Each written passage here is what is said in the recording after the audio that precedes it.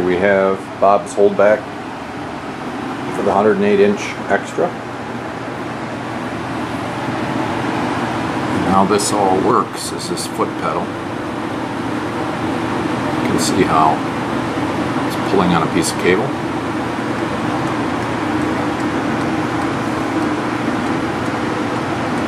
That in turn is being pulled by this pivoting foot pedal that goes all the way over to the other side.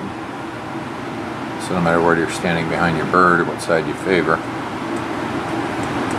you get you handled. A couple holes in back, let you stake it into the ground, front and back, 4 places. These 2 bolts you're seeing center screen come out on either side, and that's complete disassembly. The wires you see here are just pushed into a bigger loop and made to come off that pin. So it's super easy to put together. 4 bolts done. Slide those on the pin, that's it. Let's look at the front next. Here we have what I call the arms, and these are the bunks. It's an adjustable bunk, 3 inches in height. I think it's like 17 to 20 inches. Don't quote me on that. I should know better, but I don't due to the skids that are on the front now that are 3/4. I forgot what it added up to. We have a nice pivot pin going on there.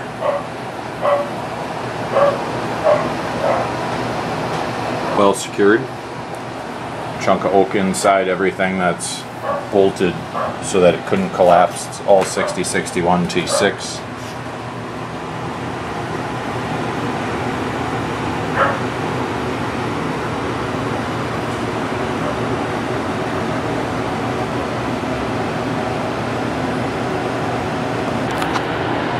Okay, now you'll see how that mechanism works.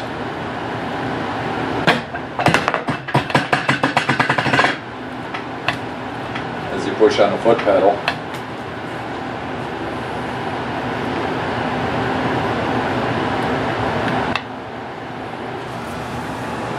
And here there's a piece of aluminum on top of neoprene to unload that a little bit.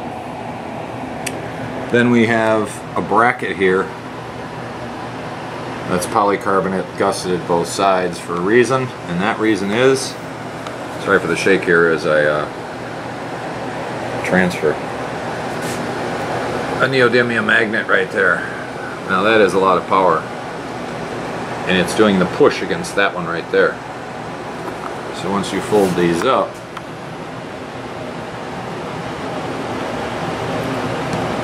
those 2 brackets, or that bracket and the neodymiums, are now really wanting to open.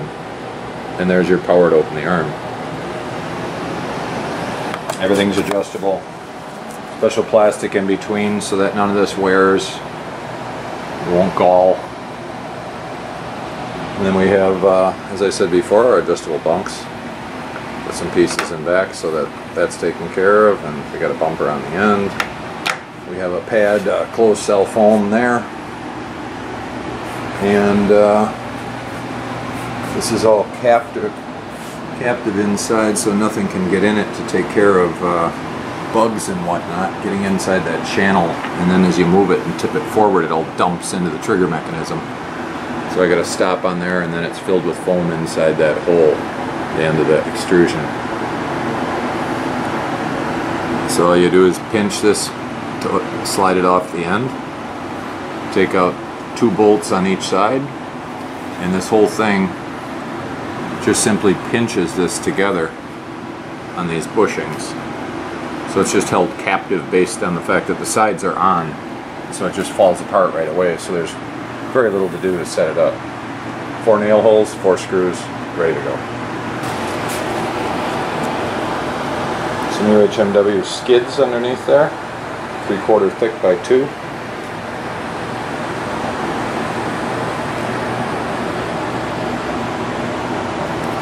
Eight-foot rails out of 1x2. These rails themselves are 18 inches high, the arms. Little 3 inchers down below, all bolted together with a 1/2 inch grade 8 bolt. Flying wonderful alloy hardware that you can see best from this side,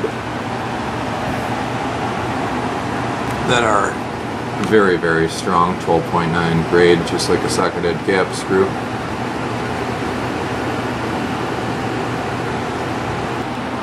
Here's a shot of the under, trying to get an idea a little bit of what's going on under here.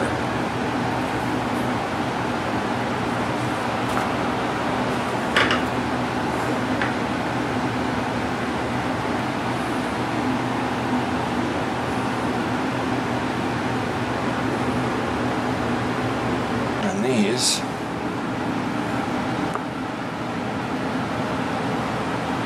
and there we have it.